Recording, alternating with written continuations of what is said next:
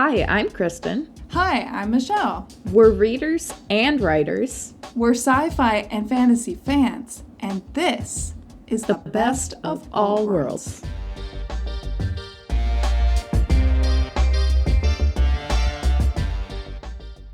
Hello, everyone, and welcome back to our podcast. Today, we're going to bring you a special episode with both some book references and some writing discussion. Yes. Because today, we're going to talk about plot twists. The best kind of twist. I should have led into that with plot twist. Today, we're going to talk about plot twists, but that's fine. Opportunity missed. Anyway. Welcome. We both, as readers, we both enjoy a good plot twist. We read thrillers, mysteries, fast-paced fantasies. Plot twists are something that we both appreciate, and I think we both like to write as well. Mm-hmm. So today we wanted to share with you a bit about, what really makes a good plot twist from our experience as writers, as well as readers consuming other media, and then talk through some of our favorite examples of plot twists done well and why they worked. So you can appreciate this from a reader's standpoint if you just enjoy good plot twists like us, or you can come at this from a writer's standpoint and hopefully get some advice for how to make the plot twists land better in your own stories. Yes, if you write mystery, you need to understand what makes a plot twist good, and this is something that I have been spending a lot of my energy learning over the last few years, as I am writing a murder mystery right now, and my plot twist has been the bane of my existence, because I was like, oh, I got this in the back. No, it was a lot harder than I thought it would be. Yeah, no, plot twists are hard, and that's probably the first thing to understand about plot twists is they are difficult to get right because there are many elements that you need to land. So the way I would define a plot twist, I spent way too much time thinking about this today, but I think there's really three elements that you need to land a good plot twist. It involves both the past, the present, and the future. So we want a plot twist that's going to recontextualize the past that came before this point. We also want a plot twist that's going to hit emotionally in the present, make us feel things as a reader. And then finally, this plot twist, it can't just happen and then it doesn't matter. It needs to make significant changes to the future and really pay off for the direction that the rest of the story goes. Having all three of those things, I think, is what makes an outstanding plot twist. Exactly. It's what takes it from being a decent plot twist, which we will talk about decent plot twists for sure for comparison, because they're definitely out there. I mean, plot twists are one of the most famous literary devices because it's just fun to have a plot twist. It's fun to be like, well, actually, this is what's been really going on. But it's one thing to have a cool moment, and it's another thing to have that sort of mind-blowing plot twist that just you never saw coming, but when it happens, you're like, oh my gosh, I should have seen this coming. It's all so obvious now looking back. It's like a misdirection. There's so many techniques. We'll talk about them, but... Yes. And there's one thing that I want to point out, which some people might find controversial, but I don't think a plot twist needs to be surprising to be effective. I agree with that wholeheartedly. There's actually a Instagram person that I've been following for a while now. His name is AJ Saxma. And one of his biggest advices that has helped me actually with my mystery in the last 6 months to 8 months is talking about how you actually don't want to hide what's going on necessarily from the reader, because you want to give them clues. And in a sense, you're misdirecting their attention from those clues. So the clues are right in front of them, but their attention is on something else. Like that psychological experiment, you know, the one we all saw when we were in high school. There's a bunch of people bouncing a ball around, and you're supposed to count like how many people of a certain shirt color caught the ball. But then at the end, they're like, "Did you notice the guy in a giant Yeti suit walk through, or Bigfoot suit walk between, or a gorilla, something like that?" He just like walks through all the people bouncing the ball, and you literally don't notice this gorilla guy because you're so caught up watching the balls bounce around. That is a really good analogy for a good plot twist. Yeah, that's an excellent way to like slip Mm-hmm. foreshadowing in without anyone noticing. Yes. Because yeah, that's exactly the way to do it, is you got to put the clues there, but just have the characters either not really clock the clues as important, or have the characters see the clues and then interpret them a Yes. completely different way that makes sense but is Is incorrect. completely wrong. Yes.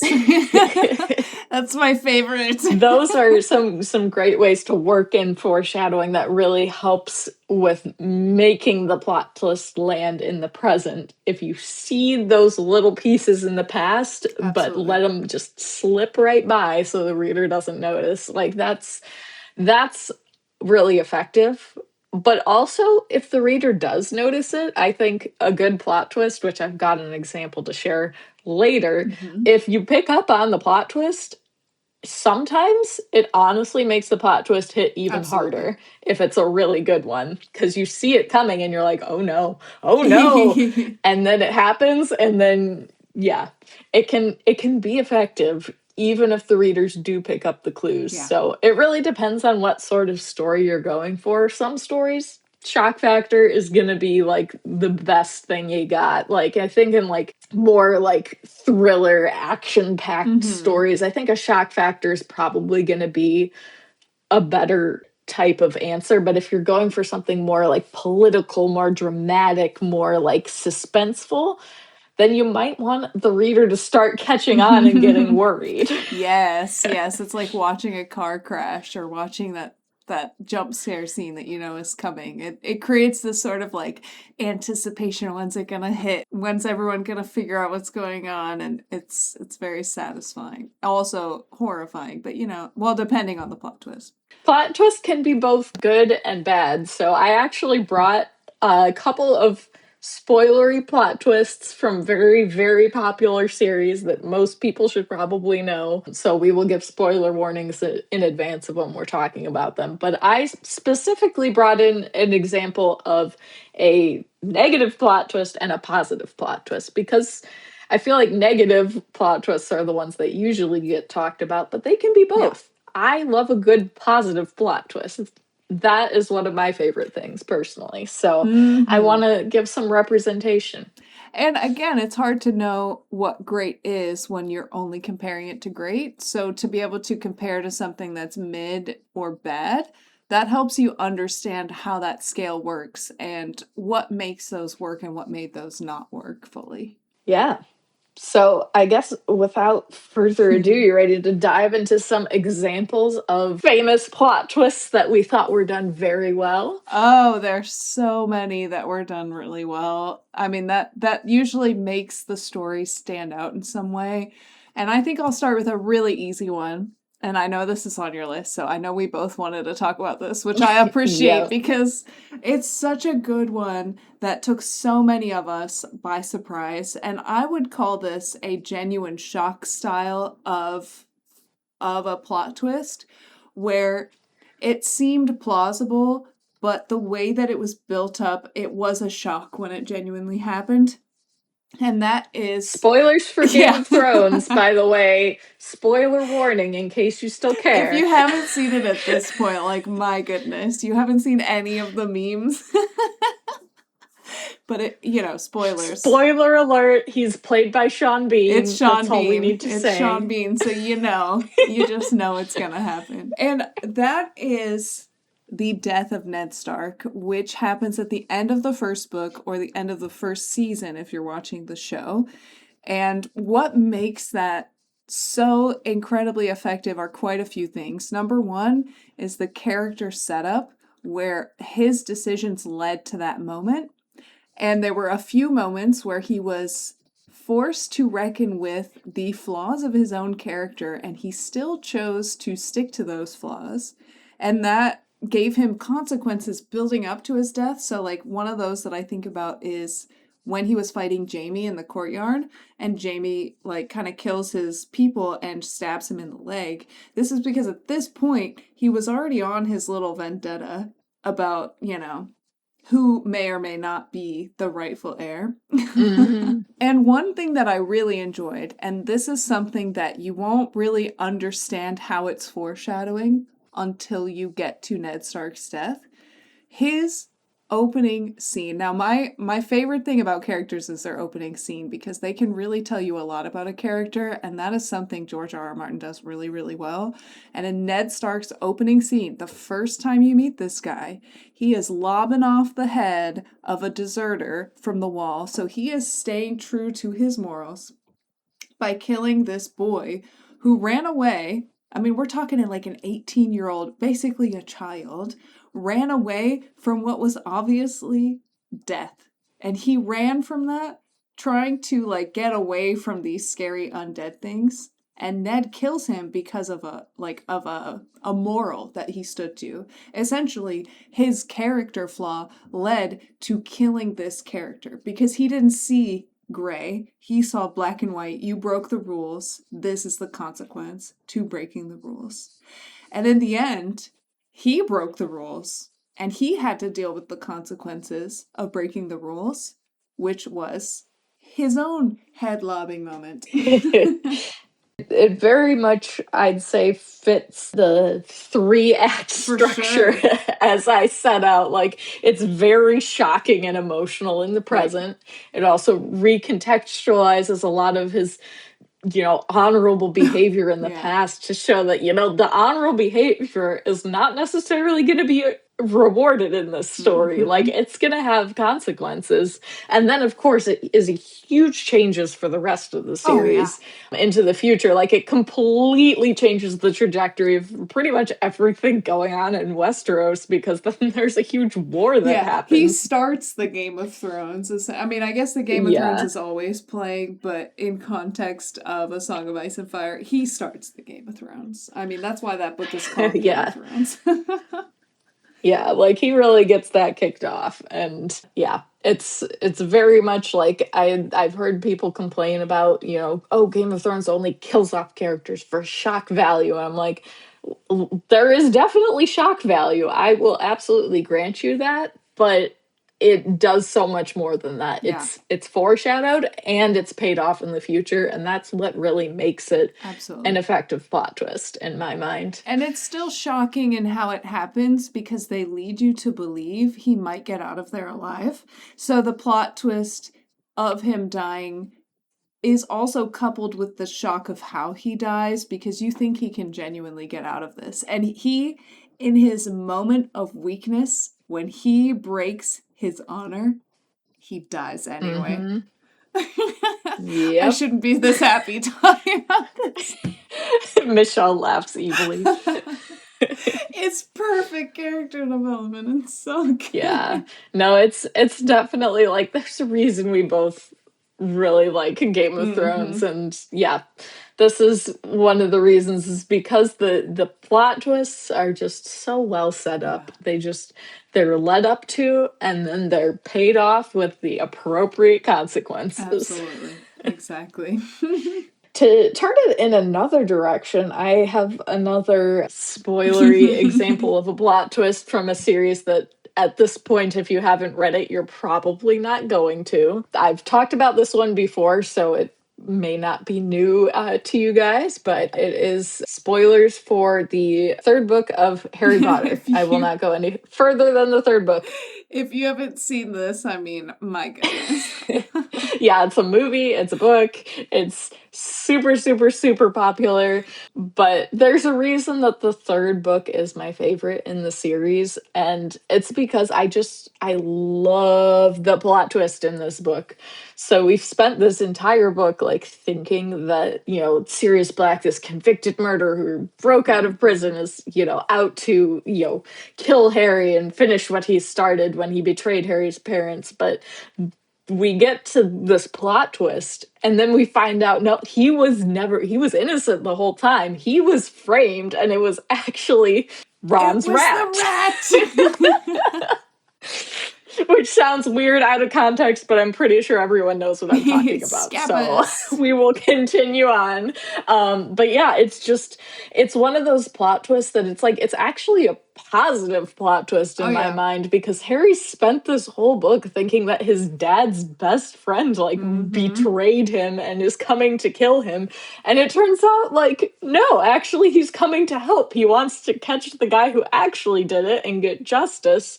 And now Harry has a godfather again, and it's really wholesome, and he needs more positive adult role models in his life. And so this is actually genuinely a really good and positive development for Harry to be able to have a relationship with Sirius again, and of course for justice to be done and an innocent man to get out of prison. I approve of that too.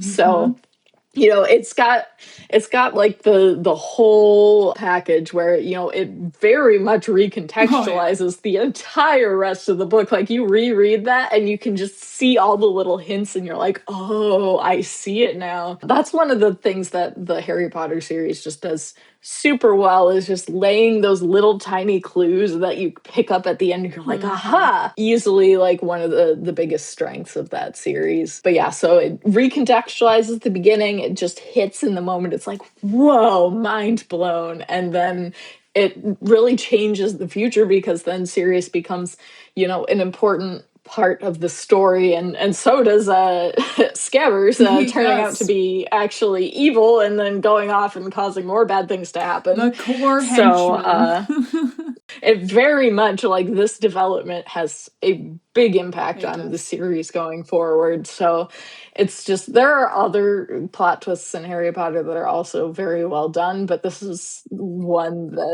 this ending is just plot twist, plot twist, plot twist, and they were all laid out beforehand, and Yeah.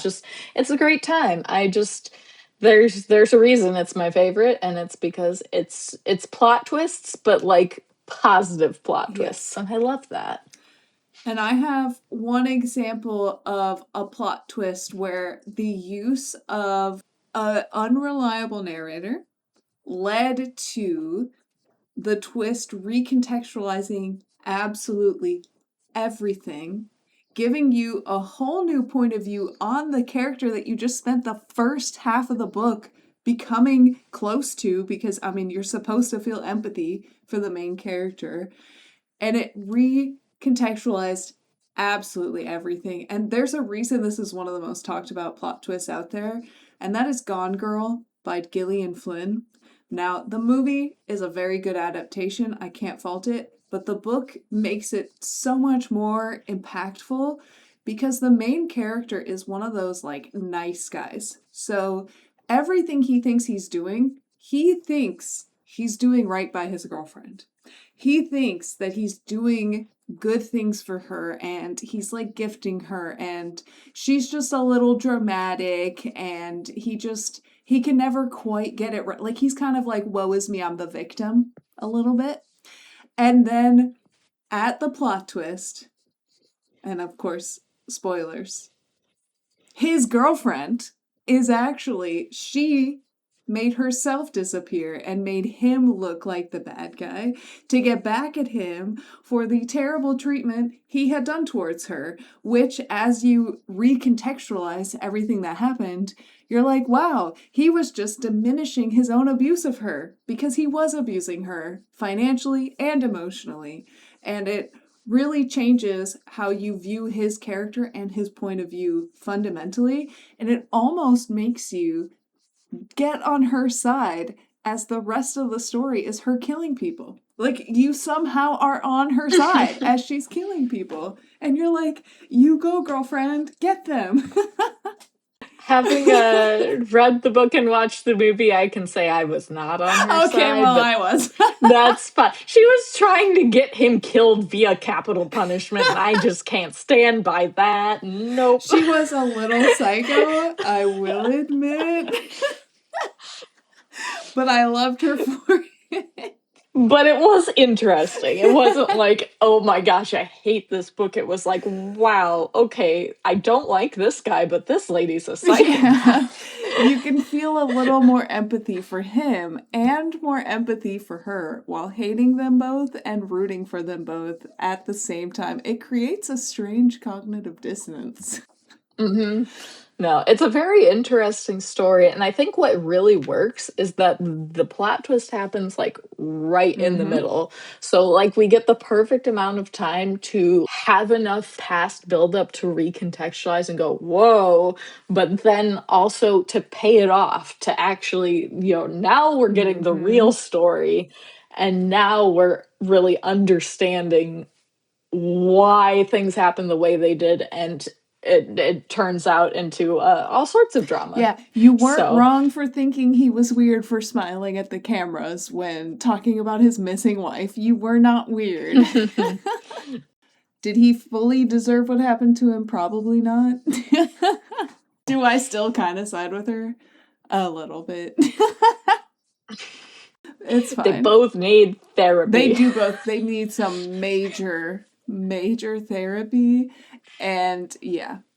But this might be a good time to squeeze in a bad foreshadowing.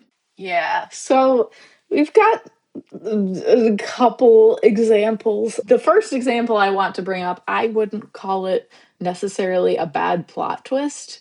I would say, yeah, the foreshadowing of the plot twist was great. The plot twist itself was passable. This is going to be our last mildly spoilery one, which is again for a relatively, and why do I say relatively? It's extremely popular. It's Fourth Wing. Fantasy. It's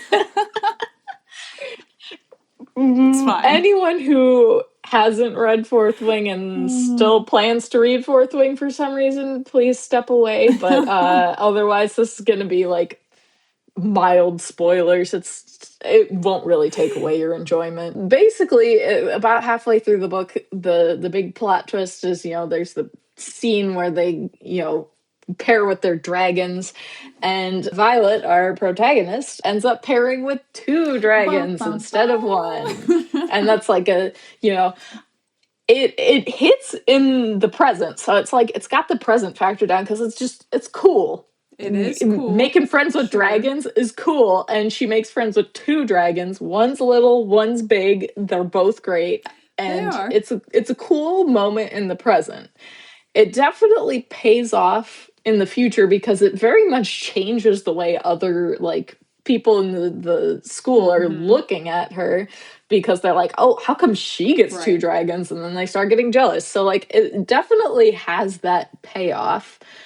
But the foreshadowing is, yeah, it's a little iffy. There's some moments, but it's not really built up to in a meaningful thematic way. No. I would say it's just okay, she's the underdog, and they appreciate that, I guess. So now she has 2 dragons. Yeah, I mean, and what makes it more of that effect is the fact that the giant dragon, the black dragon that she pairs with, he hasn't paired with someone in a bunch of years. What is it, 100 years or something since he last paired with somebody?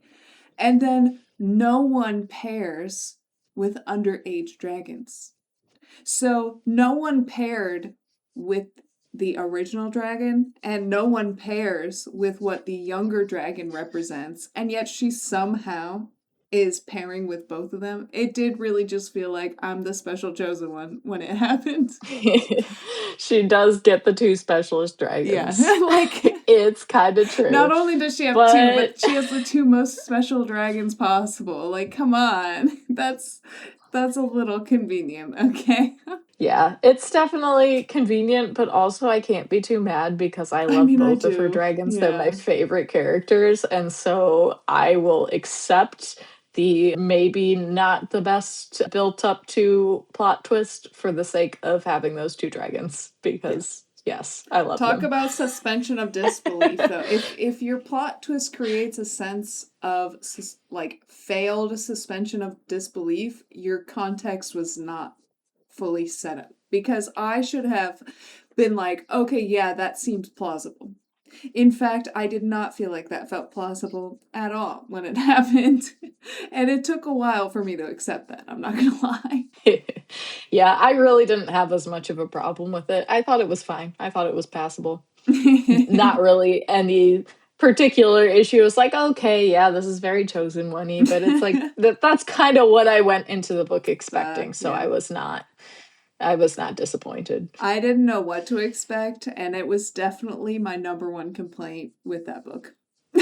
Fair enough. Fair enough. Yeah. So, moving on to another, unless you have any other ones, this would be my final example of how to make a plot twist that doesn't quite hit, and it Mm-hmm. also comes down to the Right. context. So I'm going to bring up a very popular trilogy that does a lot of good plot twists, but it also has a lot of lackluster It plot does. twists. No spoilers, but it's the Red Rising trilogy. Yes. So just the original trilogy.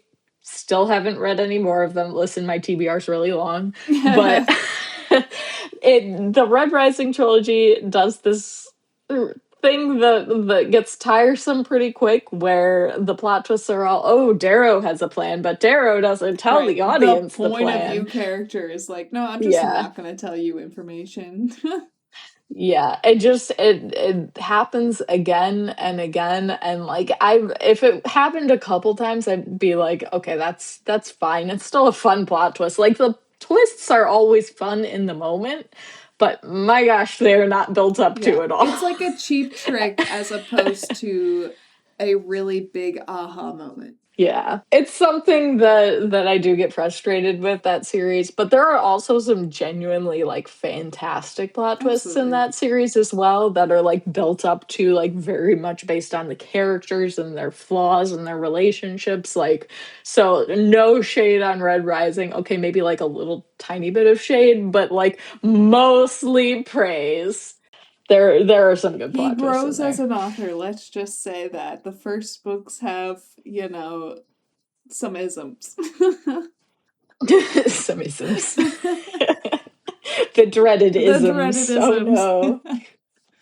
Yeah, and I think in general, those are the kind of plot twists that while you think like, oh, this is gonna land so well with the readers, they're gonna be like, wow, I can't believe that's what they were planning this whole time.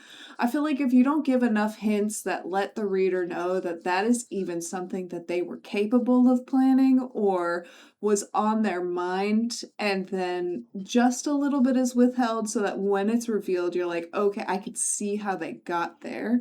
I can see how they came to that conclusion, then it's more like a party trick as opposed to really phenomenal writing. For sure. And this is a good point to bring up once again, that a plot twist does not have to be surprising to be effective. Correct. So if you're going for surprise over effectivity, then maybe you missed something. Yep, exactly. And that's actually, and I mean, as someone who's working on a story with a major plot twist, this has been the hardest thing for me to accept, that I do have Mhm. to give clues as to why this reveal is so important, and I can't make it just like pulling the rug out from underneath the reader. I need to give hints without being too heavy-handed in those hints as to this reveal recontextualize everything that you've seen from this character, but also doesn't feel like out of left field. Because no Mhm. one wants an out of left field feeling.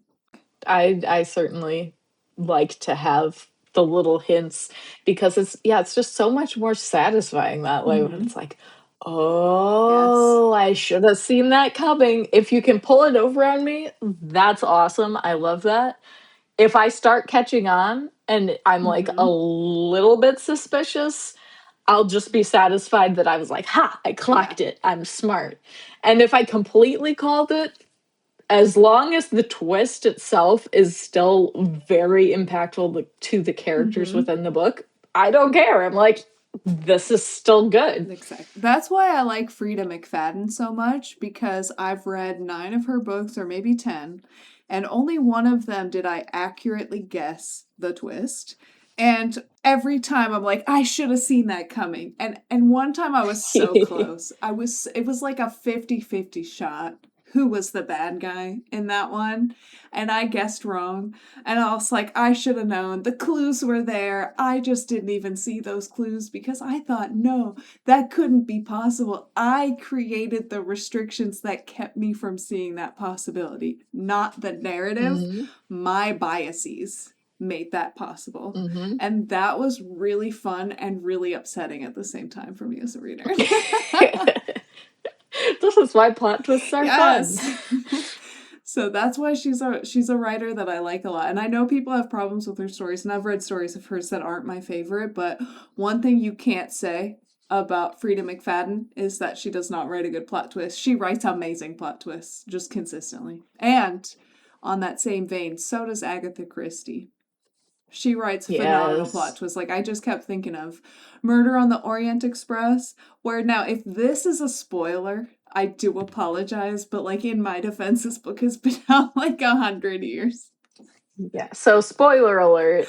Spoiler alert. Murder on the Orient Express makes almost everyone the killer. Like, everyone had their role to play in the death that took place on that train.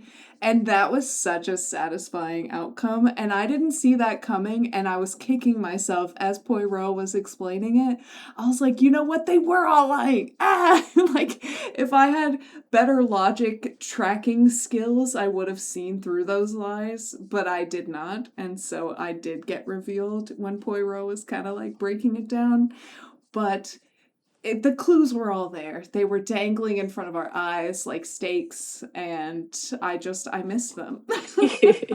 Yeah, no, I love a good Agatha Christie murder mystery. Yeah, like especially the Poirot ones, like they're really good. But there's some other ones, like for example, And Then There Were None. That's just a complete standalone. That one's also like one of her best, easily. I think pretty much everyone agrees on that. That is an excellent book. So she's an excellent writer of plot twists. She is the plot twist queen. and I think what really makes Agatha Christie's books so good for plot twists is that she's very much basing her twists on the psychology of the characters. So like the context is the characters and what they want and what their behaviors and personality types are, so that when the twist gets revealed, it hits, it makes sense because you're like, oh yeah, that is the type of person who would do this type of crime. Yes, I remember being very mad at the reveal of Death on the Nile. I was like, man, I should have seen that coming. It's so obvious now looking back. And yet I just was not picking it. It was right there in front of your face, like so obvious too. Like, I did call that one, and I was very proud of it. I was like, that seems like a feasible scenario. Yeah. And I was like, yes. I don't often call it as completely as I called that one. That was a special one. Usually I'm not that close, but I'll get like part of the way there. Yeah. And this is a good point to bring up, with my model of the past, the present, and the future in a plot twist. The future doesn't so much apply when you're doing like a twist ending, Right. which is usually the case for a thriller or a murder mystery. Not always. Like, for example, Gone Girl, the twist is in the middle. But like as traditional Agatha Christie style murder mystery, the twist is at the very end. So it's not going to change anything in the future. So it has to like hit like real good, and Agatha Christie is excellent at doing that. She's phenomenal at it. Yes. Yeah. So that's a good caveat to point out, that yes, there are books that end on the twist, and the satisfaction is the solving of the twist. And that's why so many mysteries can end up being mid, because the authors try too hard to obscure what's actually happening. or they give you too many clues and you figure it out too quickly. That line is very difficult to balance as a writer, to try to make sure that you're giving Mm-hmm. enough without giving too much, so that hopefully someone will figure it out, and if not, it'll be really satisfying when they do realize and can kind of see everything that you tried to hint at them for half or three quarters of the book.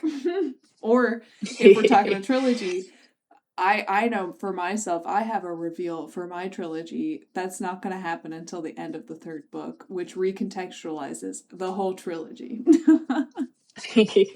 Yes, I've definitely, there's a trilogy that I wrote that does a very similar thing where it's just like, oh, I just want to get to the end because this plot twist just changes Right. everything. Once you realize this one thing, you're like, guys, if you had only just paid attention, you would have solved this problem centuries Mhm. ago. But no, you were so blinded by your own biases that you couldn't see the truth. Exactly. Those are the good plot twists, the ones that are like, oh wow, like there's some serious like we missed it, even the characters in the book missed it. Like Hmm. the seeds were there, and when they get revealed, it's just like, oh. Yeah. And that's what I want in a book. I think that's why I like mystery so much, even though sci-fi and fantasy are my favorite, like, genuine genres. When I can have a combination of both, oh my god, that's the best of all worlds. Literally, no pun intended with our title. That's kind of why it is the title. Pun intended. Yes, actually, I take that back. Pun intended. We embrace the puns here. Yes. One of my favorite plot twists, and I can't really explain the full plot twist, I can only explain why it was so effective, was N.K. Jemison's plot twist in The Stone Sky, which is the first book in, I believe, a trilogy. And the plot twist is revealed pretty close to the end, and it genuinely recontextualizes everything that you've seen. And I thought it was coming. I had a feeling that it was possible because the story has a unique storytelling method. The method the story was told with is part of the context and the clues to the ultimate reveal. And that was really, really enjoyable. There is a full point of view that is in second person, and I do not normally appreciate second person writing. But this character was so dissociated that the second person writing worked. And when you get to the reveal as to why that part is in second person, chef's kiss. Just beautiful. I can't say Mm, anything else without spoilers, yeah. but chef's kiss, beautiful. Beautiful storytelling. I feel very similar about the ending of the first book of Skyward by Mm. Brandon Sanderson. I love that series, and it's really when you get to the ending of the first book that you realize, oh, that's what's going on. And another one where like I can't say more about it without spoiling, but the ending of that book is what made me go, "Oh my gosh, I am so in for the rest of this series." Like, dude, I love this concept. And yeah, it just recontextualizes all of what's going on and just sets you up like, "Oh, good fun epic stuff is coming Oh yeah. next." I don't know the plot twist, but I can feel, I mean, I've read enough Sanderson to know he's also one of those more talented with the plot twists than maybe some other Oh yeah. authors out there. I'll give a shout out to Sanderson for being excellent at plot twists because yeah, another series of his that's really good with plot twists is Mistborn. I'm Hmm. not super far into Stormlight Archive, but he got some good twists in that one too. Like he can do a good plot twist. I applaud him for that. Yeah. And that foreshadowing piece really is, in my opinion, one of the biggest pieces. And of course, there has to be some kind of consequence. But like you mentioned, sometimes there are books where the consequence is literally just the ending of the Hmm. book, and that's okay. Yeah. But most of the time, giant plot twists happen at the midpoint. I mean, there's a reason why the hero's journey, it pretty much always at the midpoint goes from unknown to known. So there's a reason why that is like a really common point in a story for there to be a plot twist, is because a lot of stories take it from the character didn't know this information to knows that information, such as in the case of something like Blood Over Brighthaven, where the twist is literally right in the middle. Mm-hmm. That's another excellent example of a well Yeah. done twist that I called the plot twist, but Me too. Yeah. I still loved it anyway. Well, love just is maybe not the right word, but it landed real good. I can't even make fun of it without spoilers, dang. Done. It's a great plot twist. It really is. And even if you see it coming, it's still a very good plot twist. It's one of those, like, the anticipation of the little bit of dramatic irony that you get for figuring it out ahead of time pays off. So it's okay to figure it out a little bit early. And I don't know how much of that is intentional. I almost feel like she does want you to figure out maybe just before the characters do. It feels like that's potentially her goal, but maybe not. Maybe not. It's hard to know what an author's goal is because all you really have is the outcome and how you received that outcome. Having just recently done a short story competition where my goal was to slowly reveal and get readers to guess what I was going toward at the very end, so that the ending was less of a surprise and more of a like, oh, I knew it. It was interesting the feedback I got, because the people who got what I was going for, like, loved it. And then there were some people who were like, well, it really wasn't as much as a surprise as it could have been. I was like, but it wasn't supposed to be a surprise. You were supposed to guess it. But, it's a tricky line to toe, honestly, because some readers just want surprise, whereas some readers are like, hey, if I can guess it, I love that. And I'm in the second camp. I like to be able to guess the twist because it makes me feel smart. My favorite literary device is dramatic irony, so I'm all here for a little awareness ahead of time. I'm just not very good at guessing ahead of time. So if I guess it ahead of time, I feel very good about myself. Like guessing the Blood Over Brighthaven ending, I was like, yes. Or not ending, I mean plot twist, because it was literally in the middle. I did not foresee the ending, I guess I would say.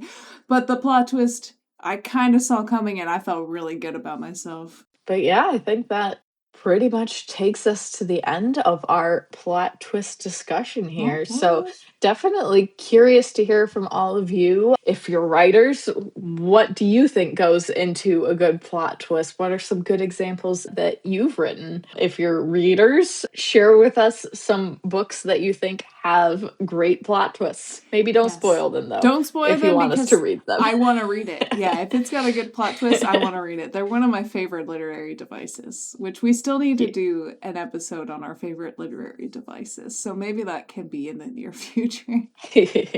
Yes. And let me know, does my past, present, future model of plot twists make sense? Because I literally just made that up today. So I thought it really did, personally. So I'm curious to see what you guys have to say about that, because I thought it was one of the best representations in a very simplified way of like how and why do good ones become great. Well, I'm glad it worked for you. Yeah. So yeah, let us know if it worked for you as well, and share your favorite plot twists. And plot twists, don't forget to like and subscribe and share and all of the things. You'd never guess we would ask that now, would you? No, that's such a surprise. I never saw that coming. But yeah, thanks for joining us, and we'll see you next time. Bye.